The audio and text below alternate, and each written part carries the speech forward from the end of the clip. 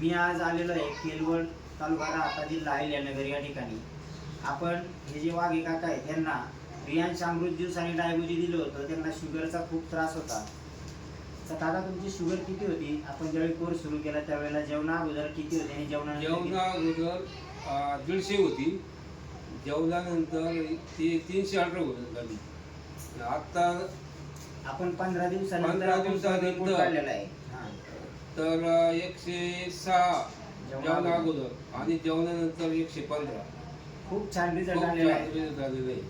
तर मला काय म्हणायचंय काका, तुम्हाला काय वाटतं की तुमच्यासारखे खूप सारे गरजू लोक आहे की त्यांना असे ह्या साऱ्या व्याधी ते त्रस्त आहे, तर त्यांनी पण हा कोर्स केला पाहिजे का? कारण आता तर तुम्हाला तर छान रिझल्ट आलाय. आता तुम्हाला हा 3 महिन्याचा कोर्स आपण सांगितला होता. आता मला याचा रिझल्ट नक्की चांगलं आलेलं आहे आणि इकडून पुढं गोळ्या